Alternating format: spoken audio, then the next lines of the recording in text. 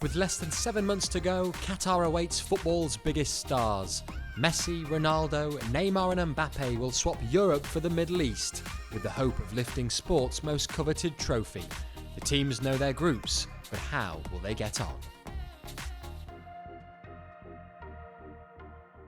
Hello there and welcome to Football Now from Doha. It's World Cup year and we thought we'd take a look at how the draw is shaping up. Last week it was the turn of Group C. This time it's Group D and the team that everyone has to beat, France. And the holders will be hoping for a repeat when they won it back in Russia in 2018. But which Le Bleu side will turn up this time around? Before we take a look at Group D, here's that all-important draw in full. The 2022 World Cup draw has been fairly even in its distribution this time around. Standout fixtures including Group C, where Lionel Messi and Robert Lewandowski will face each other. Spain versus Germany in Group E is arguably the match to look out for, and it'll be a minor miracle if tournament favourites Brazil don't qualify from their group, whilst Cristiano Ronaldo, Luis Suarez and Heung-min Son are the stars featuring in Group H. And as for this week's focus, Group D, it's been pretty kind to France. One out of Peru, Australia and the UAE will join the reigning champions alongside Denmark and Tunisia. Now, Didier Deschamps is one of only 3 men to have both played and managed a World Cup winning side. He also captained the France team for good measure when they won it back in 1998, alongside Frank Leboeuf.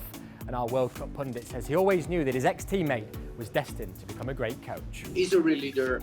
I mean, it was sure after his career that he would become a coach. He was born for that.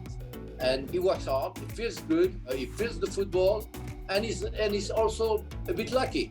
If you are that fortunate, it's because you create that, because you push that, and he has all the talent to get another World Cup for the national team. Now, there's little doubt about the player that gets most people excited when looking at the potential start of this year's World Cup tournament, and for once, it's not Lionel Messi or Cristiano Ronaldo. It's a 23-year-old from Paris who goes by the name of Kylian Mbappe.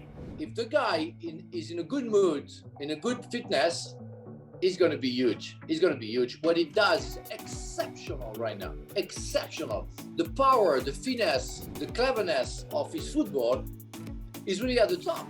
And he's only, 23? Not even? That's crazy. That's absolutely crazy. There is something special about Kylian Mbappe because we love the guy. I think everybody will love the guy. He's nice, he's polite, he's well educated, he's smart, and he's good.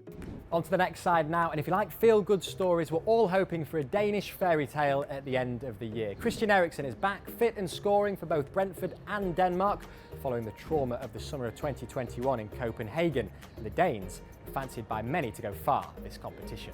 Well, to go through such a traumatic incident like that, so rare to come back from that.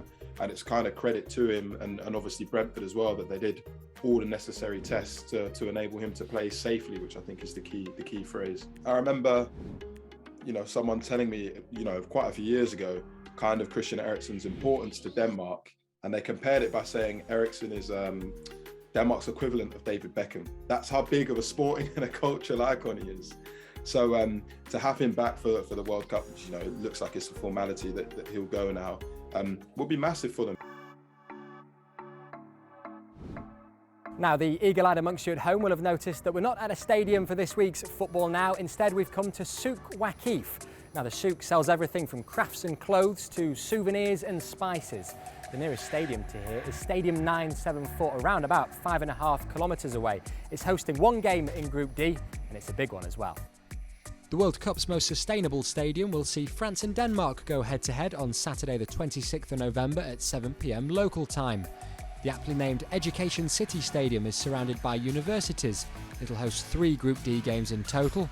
20,000 of the 40,000 seats will be donated to build stadiums in developing countries once the tournament is over. And Al Janoub's design takes inspiration from the traditional Arab dhow boat. It's the venue for all 3 group games of the winner from the Intercontinental Playoff.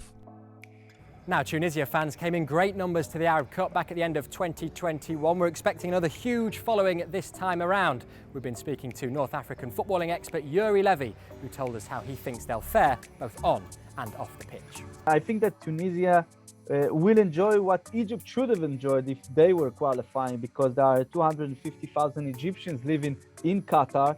which practically should have made them a second home team, if you would like. But I think Tunisia will get this honor because obviously Tunisians are living in Doha and the surroundings, but a lot of Tunisians will travel. It will be a difficult one for them, but with Wabi Khazri, they have a very, I would say, articulated playmaker. They have Hannibal Mejbri from the Manchester United under-23, a big talent, very interesting player to watch. And you know, the Qatar Eagles are already in their 6th World Cup. It's kind of a regular, basically, since the African teams began to participate in the 70s. So I think a respectable campaign with one draw out of these games, or maybe Youssef Messakni goal that will hitch a victory against Peru or one of the Asian teams, it will be fantastic. Well, that is us just about out of time for this week's show. Do let us know at home who you think will win Group D using the hashtag FootballNowQatar. Next week, it's the turn of Group E. We'll see you soon for more Football Now.